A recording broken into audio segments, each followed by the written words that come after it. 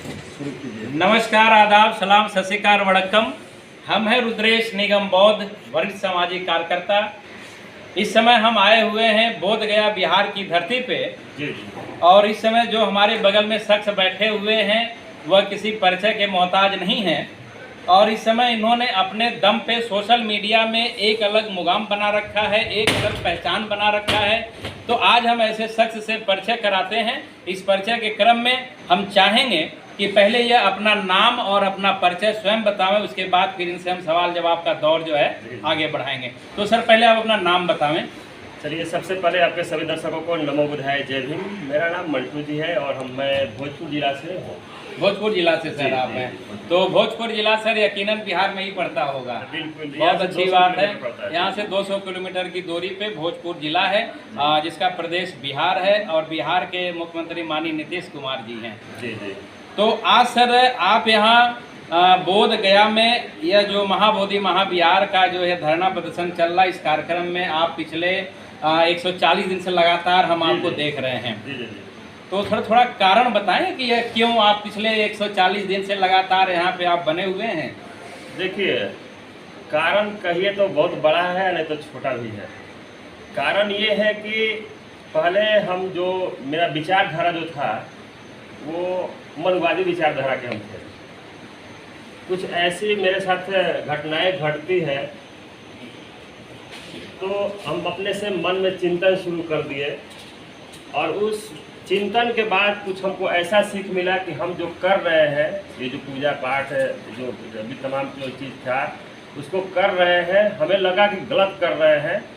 तो हम विचार किए और विचार करने के बाद में अपने जो जिस तरीके से बुद्ध कहे हैं कि मोटी मोटी किताबों में उस जो लिखी है बात उसको आप नहीं मानिए, आपके अगल बगल के लोग क्या करें उस बात को आप नहीं मानिए। यहाँ तक कि वो बोल दिए थे कि हम जो कह रहे हैं उस बात को भी आप नहीं मानिए, किसी भी बात को तर्क के कसौटी पर कस के देखिए, अगर सही होता है तो मानिए, नहीं तो नहीं मानिए। इस विचारधारा को लेकर हम जो तमाम प्रक्रियाएं हमारे समाज में सिखाई जाती है कि इस पूजा से आपको धन मिलेगा, इस पूजा से आपको लक्ष्मी मिलेगी, इस तरीके से विद्या मिलेगा, इस तरीके तमाम जो हम लोग के समाज में फैलाया गया बात है, उसको तर्क के कसौटी पर कस के देखें तो वो बात सही नहीं निकला। तो इसलिए हम अपने विचारधारा को हम बदल दिए और इस वजह से आप यहाँ पे जो है हाँ। पिछले लगातार 140 दिन से इस धरना प्रदर्शन में बने हुए हैं। जी जी जी। देखिए, मंटू जी ने एक बहुत अच्छी बात कही कि पहले यह जो है ऐसी कुरीतियों के शिकार थे। जी जी। आडंबर, पाखंड, अंधविश्वास जैसी कुरीतियों से यह घिरे हुए थे। जी जी। और चूंकि इसमें इनका दोष हम नहीं मानते हैं, दोष यकीनन इनके घर के बड़े बुजुर्गों का रहा होगा, क्योंकि सर हमें लगता है कि आपके पिताजी, आपके दादाजी, दादा के जो आपके परदादा जी हैं वह इस तरीके के आडंबरों में फंसे रहे होंगे, जिसका कि परछाई आपके ऊपर पड़ा। लेकिन एक मंटू जी ने बहुत अच्छी बात बताई है, दर्शकों से हम बताना भी चाहेंगे कि जब यह अच्छे लोगों की संगत में आए, जब इन्होंने देखा कि यह कुछ हमारे समाज में गेरुआ रंग धारण किए हुए कुछ भंते जी लोग इनके गांव में आते हैं, इनके पड़ोसियों के यहाँ जाते हैं, तो इनके मन में वो भाव पैदा हुआ कि आखिर ये लोग हैं कौन।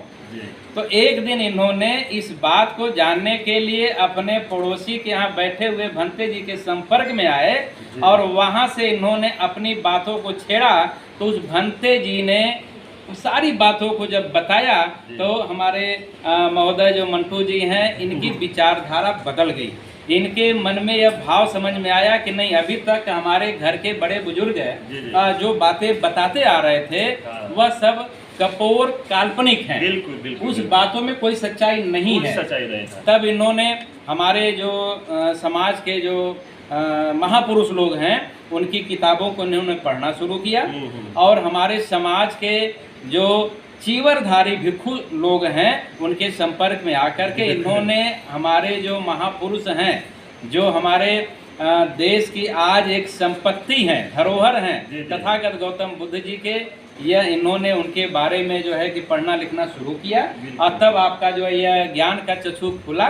तब इन्होंने हमारे जो समाज के लोग कहते थे कि ये लक्ष्मी की पूजा करने से जो है कि धन की संपत्ति बढ़ती है, सरस्वती की पूजा करने से ज्ञान की वृद्धि होती है। तो जब इनके ज्ञान के चक्षु खुल गए तो इन्होंने तर्क वितर्क करना शुरू कर दिया और इन्होंने पाया इन्होंने पाया सर, यकीनन आप इस बात को मानेंगे कि आपने जब पढ़ा तो यह पाया कि चीन जो है ना लक्ष्मी को पूजता है और ना ही सरस्वती जी को पूजता है, लेकिन फिर भी टेक्निकल में आगे है। जापान भी नहीं मानता है, अमेरिका भी नहीं मानता है, यानी भारत को छोड़ के हमारे भारत के बाहर का कोई भी मुल्क इन्हें नहीं मानता है। फिर भी वह सबसे ज़्यादा बुद्धिमान हैं, पैसे वाले हैं और वह साइंस की टेक्नोलॉजी में सबसे आगे हैं। तो अब सर जब बदलाव आपको महसूस हुआ तो अब क्या फीलिंग होती है आपके मन में? देखिए, जब हमारे अंदर बदलाव हुई तो बदलाव मेरे घर तक सीमित था। अब सोचे कि अपने बदलाव को हम समाज में डालें। तो जगह जगह तमाम जो बौद्धिस्ट संगठन के लोग थे उनके मीटिंग में जाते थे, आते थे। पहले अपने से खुद जाते थे, फिर लोगों ने हमको बुलाना शुरू कर दिया। ऐसे ही एक प्रोग्राम था, ईसाड़ी एक जगह है भोजपुर जिला में, वहाँ बुद्ध परिवार संघ एक संस्था चलती है, उसमें हमको लोग इनवाइट किए। वहाँ हम सोचे कि बड़ा प्रोग्राम हो रहा है तो अपने तरफ से पत्रकार को भी वहाँ इनवाइट करें ताकि वो लोग आके कवर करें और हम लोग की बातें को समाज में फैलाए। एक दो पत्रकार को हमने कॉल किया, एक पत्रकार बहाना बना के नहीं आए, दूसरा पत्रकार आए वीडियो बनाए, हम लोग उनको खर्चा वर्चा भी दिए, 4 चक्का से बुलाए, उनको 4 चक्का से भेजे। अगले दिन वीडियो डालने की जब बात आई उनसे, तो वीडियो डाले, वीडियो ऐसा डाले 1-1.5 मिनट का वीडियो, जबकि भर दिन प्रोग्राम चला था, 1-1.5 मिनट का वीडियो डाले। वो वीडियो कहाँ से शुरू हुआ कहाँ से ख़त्म हुआ कुछ पता नहीं चला। हम उनको कॉल किया कि आपको इतना आदरपूर्वक आपको बुलाए, खाना वाना सब खिलाए, 4 चक्का से भेजे लाए, आपने ऐसा क्यों किया, क्या हुआ? तो वीडियो अच्छा नहीं बनाए हैं। तो वो बोले कि हमको भेजिए वो वीडियो, भाई आप बना के भेजिए, आपको पता नहीं है? तो ना हम किसी दूसरे को दे दिए थे, भेजे तो देखे कि सब कुछ वो गलत वीडियो है। तब फिर हम बोले उनको कि फिर से बना के दीजिए मेरा वीडियो, आपको इतना खर्चा किए हम लोग। तो क्या कहें भैया, वीडियो ही सारा डिलीट हो गया आपका। सब वीडियो हम डिलीट कर दिए, वीडियो में नहीं रहा। हमने पता करने की कोशिश किया कि वो आते हैं तो किस समाज से आते हैं, तो पता हमें चल गया कि अपर कास्ट से ही वो आते हैं। अच्छा। तो हमारे दिमाग में उसी दिन ये खटका बात है कि शायद वो हम लोग के बातों को दिखाना नहीं चाहते थे समाज को। उसी दिन उस मीटिंग से आने के बाद में हमने ये निर्णय लिया कि हम अपने बातों को अपने समाज में रखने के लिए हम अपना चैनल खुद बनाएंगे। तब जाके हम समता विचार मंच यूट्यूब, फेसबुक, इंस्टाग्राम, ट्विटर सब बनाए और इस चैनल के माध्यम से लोगों को जगाने की कोशिश के लिए अपने चैनल का नाम रखने की बात आ रही थी। तो सोचे कि अब क्या चैनल के हम नाम रखें कि कुछ जात पात से संबंधित ना हो, किसी धर्म से संबंधित ना हो, कुछ राजनीतिक से संबंधित ना हो। तो हमने सोचा हमारे गांव में एक चलता है, लोग नाटक उटक करते तो बनाते ना अपना कमेटी, उस कमेटी का नाम था समता मंच। समता मंच नाम रखे थे लोग। तो हम सोचे कि चलो ना ऐसा ना हो कि हमारा कमेटी के जो है उसका नाम भी ऊपर हो जाए और मेरा चैनल भी बन जाए। तो उसके बीच में हम एक मंच डाल दिए, उसमें समता विचार विचार के बीच में डाल दिए, समता विचार मंच कर दिए। तो उसमें अब क्या हुआ कि समता मैंने बराबरी हो गया, विचार मैंने अपना विचारधारा हो गया और मंच जो हम लोग जीवन जी रहे हैं एक मंच की तरह है। यहाँ आना है, सबको नाटक करना है, फिर चले जाना है। इस तरीक़ा से हमने नाम अपने चैनल को समता विचार मंच रखा। और रही बात इस आंदोलन की, इस आंदोलन की बात है तो हमें लगता है कि जितने भी 90% लोगों का संगठन है, चाहे वो अंबेडकर का मानता हो, जितने भी तमाम महापुरुषों को मानता हो, वो कहीं ना कहीं बुद्ध को एक हम लोग कहते हैं मेह, जो दौरी करते हैं लोग, एक टूटा रहता है, उसके चारों तरफ तमाम बैल को घुमाया जाता है जो पहले प्रक्रिया की जाती है। तो बुद्ध कहीं ना कहीं एक मेह का काम करते हैं, उन्हीं के चारों तरफ से सारे महापुरुषों का विचारधारा चलता है। तो क्यों न बुद्ध के विचारधारा को अपनाएं और बुद्ध के विचारधारा को हम फैलाएं। इसीलिए ये जो ऑल इंडिया बुद्धिस्ट फोरम के तहत जो ये आंदोलन को चलाया जा रहा है 140 दिन से, तो 140 दिन से तो लगातार हम इस धारणा पर हैं ही।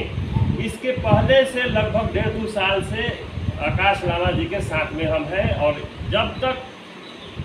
जब मीटिंग हुआ है, जब रैली हुआ है, 17 सितंबर को पटना में भी रैली था, और जब जो प्रक्रिया हुई है सब साथ में रहे हैं और उस समय से लेकर आज तक उनके साथ में है। तमाम संगठन के लोग आते हैं, गलत वीडियो बनाते हैं, लेके यहाँ से जाते हैं, धरना बिक गया, धरना खत्म हो गया, धरना RSS का वो दलाल है, ये है वो है, ऐसे ऐसे करके लोग बहुत सारे वीडियो हम देखे कि समाज में आए।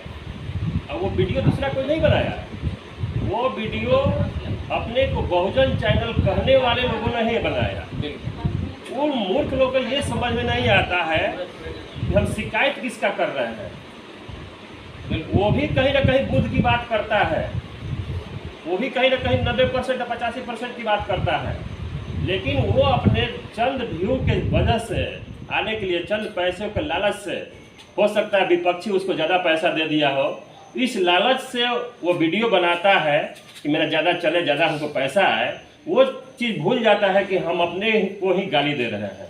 जी जी। तो ऐसी विचारधारा को लेकर लगातार इस आंदोलन के साथ हम हैं, पल पल का कवर करते हैं। देखिए, मंटू जी ने अपनी दास्तां को अपने मुखार बिंदुओं से हम लोगों के सामने रखा, जिसमें इन्होंने यह चैनल पे आने का जो रीजन था, उन्होंने इसको स्पष्ट किया कि जब हमारे समाज के बातों को देश दुनिया में पहुंचाने का जब समय आता था, तो यह जो गंदी सोच के जो लोग हैं, गंदी विचारधारा के लोग हैं, वह नहीं चाहते थे कि हमारे बहुजन समाज 85% के किसी कार्यक्रम को इस सोशल मीडिया के माध्यम से देश अपितु देश के बाहर पहुंचाया जाए। तब इन्होंने दृढ़ निश्चय लिया मंटू जी ने कि नहीं, आज से हम समता विचार मंच के नाम से अपना यह यूट्यूब चैनल बनाएंगे और अपने समाज के सारे कार्यक्रमों को हम रिकॉर्ड करेंगे और यूट्यूब और अन्य जो मीडिया के चैनल उनके माध्यम से इसका प्रचार और प्रसार करेंगे। इसलिए इन्होंने YouTube, Facebook, WhatsApp, Twitter, Instagram, Telegram, जितने भी हमारे ग्राम त्योहार ग्राम हैं, सारे पे जुड़ करके इन्होंने अपने समाज के कार्यक्रमों का प्रचार प्रसार शुरू कर दिया। तो सर, इसमें एक और सवाल आपसे करना चाहेंगे, तो क्या कभी आपको ऐसे कार्यक्रमों को रिकॉर्ड करते हुए या कभी अपने YouTube चैनल के माध्यम से प्रचार प्रसार करते हुए कभी कोई धमकी उमकी भी मिली है आपको? देखिए, धमकी तो डायरेक्ट अभी किसी ने नहीं दिया है, लेकिन वीडियो पे बहुत सारे कमेंट ऐसे आते हैं कि अच्छा, मतलब ऐसे बंदर गोगरिया वाले जो है वो जो है कि डायरेक्ट तो हिम्मत नहीं है कि डायरेक्ट कुछ कहेंगे तो भाई मंटू जी जो है हो सकता है हावी हो जाएं, चढ़ बैठें, घरे पहुंच जाएं या FIR दर्ज करा दें। तो वह जो है सोशल मीडिया के ही जो है कि जहां पोस्ट लिखा जाता है वहां पे वो गंदी मानसिकता के लोग अपने विचारधारा को लिख करके इनके ऊपर गुस्सा उतारने का प्रयास करते हैं। अच्छा, कभी आपके घर वालों ने विरोध किया इस पे कि नहीं है क्या यह आप जो है कि इस तरह के काम कर रहे हो जिसपे कहीं कोई भविष्य नहीं है, कोई पैसा नहीं है, आप जो है करोड़पति नहीं बन सकते हो, ऐसा कुछ कभी घर से आया है आपको? देखिए, अब बात उसका दिए तो थोड़ा सा और आपको वीडियो लंबा हो जाए, कोई बात नहीं, लेकिन हम बता ही देना चाहते हैं। देखिए, विरोध तो थोड़ा बहुत आया था शुरू में कि आप जो कर रहे हैं वो गलत कर रहे हैं। हम बोले, पत्नी से विरोध हुआ था कि क्यों गलत कर रहे हैं? बोले क्यों गलत कर रहे हैं? सारी दुनिया लाखों लाख बैजनाथ धाम जाते हैं, लाखों लाख कुंभ नहाने जाते हैं, लाखों लाख इधर धाम उधर धाम जाते हैं, आप एकलौता है जो विरोध कर रहे हैं, यानी कि आप ही गलत है, लोग सही है, इस तरीके की बात बोल रहे थे। हमको कुछ दिन और हमको करने दो, बीतता गया, समय बीतता गया, हम अपने आप को तो बदल लिए थे। वो जो बुद्ध विचारधारा पर चल के किसी भी बात को तर्क कसौटी पर कस के देखिए, तभी मानिए, नहीं तो नहीं मानिए। पत्नी समझ नहीं रही थी, पत्नी बहुत दिन तक मैं टाल बेटाल की, समय तक कुछ समझी तो एक बात बोली हमको कि हम सब पर्व त्योहार छोड़ देते हैं, केवल करवा चौथ, तीज और ज्योतिया करने दीजिए। हम कहेंगे चलो ठीक है, कम से कम सब पर्व त्योहार छोड़ने की बात करती हो, 3 को करना है करो, लेकिन एक शर्त है मेरा कि अभी हम बुद्ध के विचारधारा पर चलते हैं। बुद्ध कहे हैं कि किसी भी बात को तर्क के कसौटी कस के देखो तभी मानो, नहीं तो नहीं मानो। आज हम देखो तुम्हारे लिए 7,000 का सामान खरीद के लाए हैं, उसमें कपड़ा लाता है, गहना गुड़िया है, फल फलहारी है, तुम्हारा पूजा पाठ के सामान है। आज तुम करवा चौथ कर रही हो पति के लंबा उम्र करने के लिए।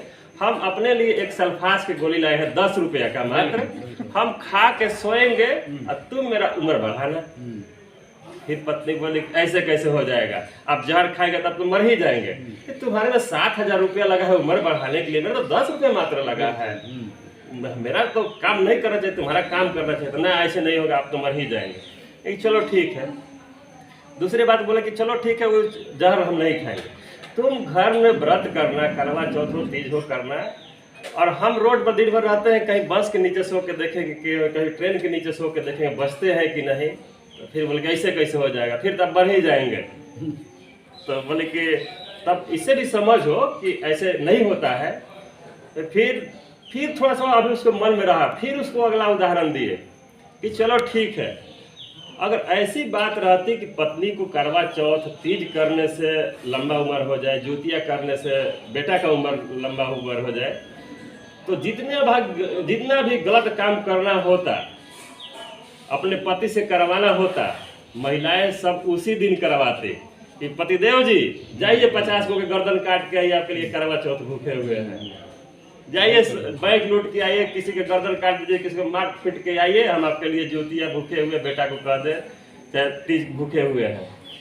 ऐसा संभव है? तो ना, ऐसे कैसे होगा कि 50 को गर्दन काट दीजिएगा, आपका गर्दन बचा रह जाएगा। तो इस तमाम उदाहरणों से उसको समझाए, लास्ट में यहाँ तक भी उसको कह दिए, चौथा उदाहरण समझाए कि अच्छा चलो ठीक है, मान लिए कि तुम्हारे व्रत करने से मेरा 50 साल का उम्र था तो 100 साल के हो गया, तुम तो मेरा उम्र बढ़ा दी 100 साल के कर देगी, अब कोई व्रत मेरे लिए भी बताओ कि हम व्रत करें और तुम्हारा उम्र बढ़ जाए। बिल्कुल जी।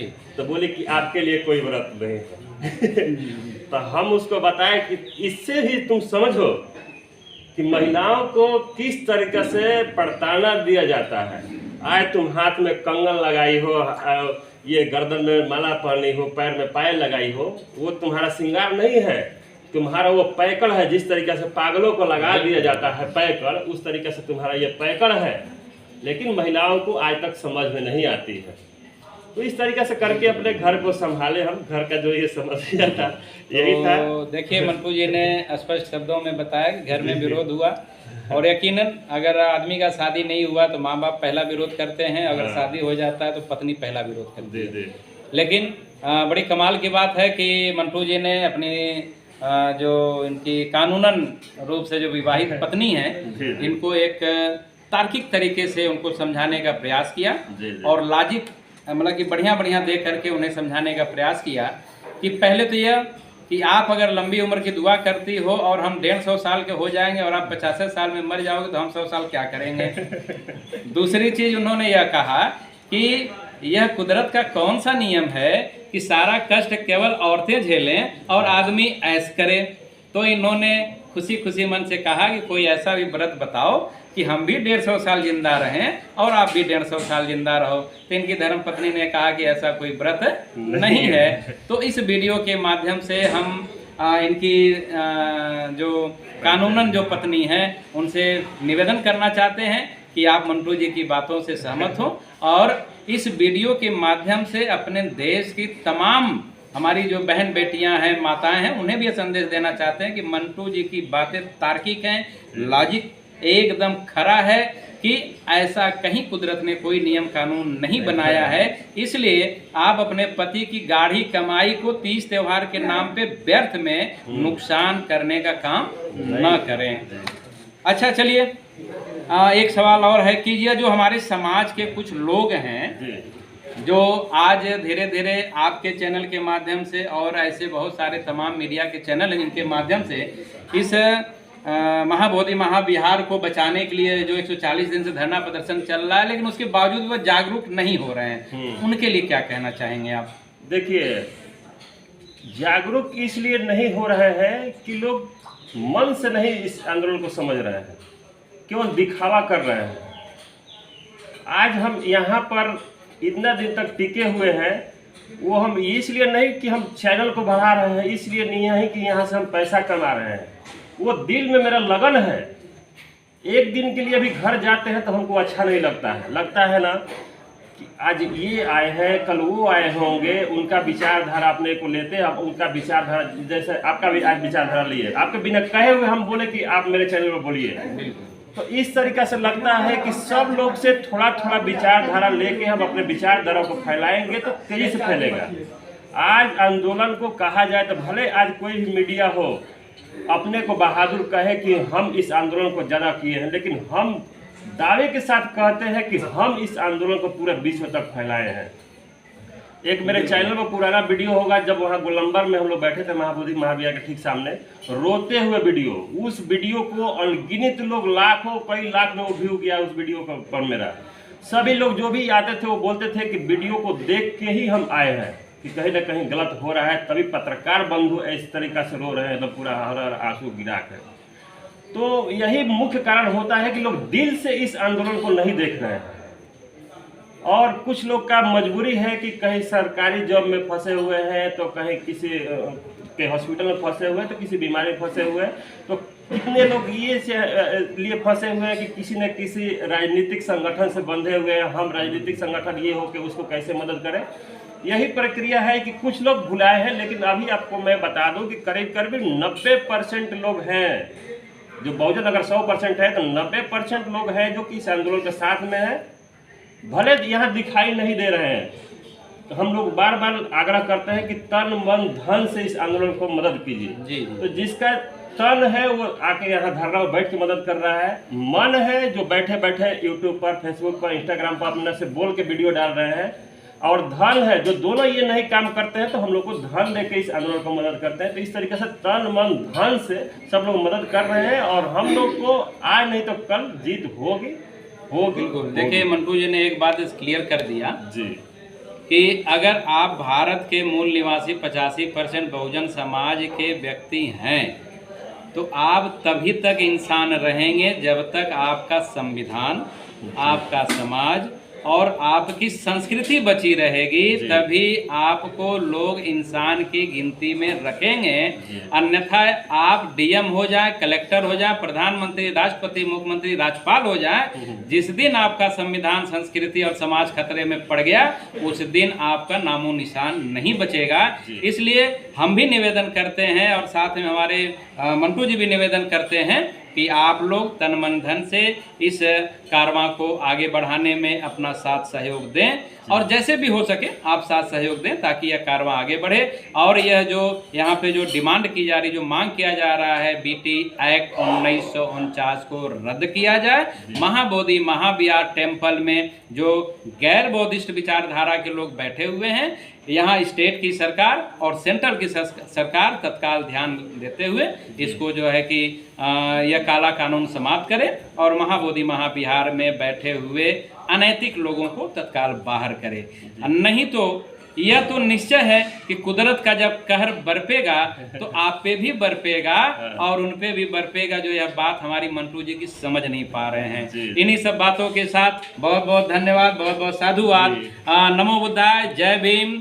हम हाँ सर कुछ बोलिए। तो इन बातों के साथ अपनी बातों को समाप्त करते हैं। नमो बुद्धाय, जय भीम। नमो बुद्धाय, जय भीम। और आप लोगों को मैं कहना चाहता हूं कि अगर पाखंड और अंधविश्वास को दूर करने से संबंधित वीडियो आप लोग देखना चाहते हैं, अपने समाज 85% 90% वालों को जागरूक करने की बात सोचते हैं, और देखना चाहते हैं कि किस तरीके से हमारा समाज बदलेगा, तो हमारे चैनल समता विचार मंच यूट्यूब, फेसबुक, इंस्टाग्राम, ट्विटर को सब्सक्राइब और फॉलो कीजिएगा। सभी साथियों को नमो बुद्धाय, जय भीम, जय संविधान।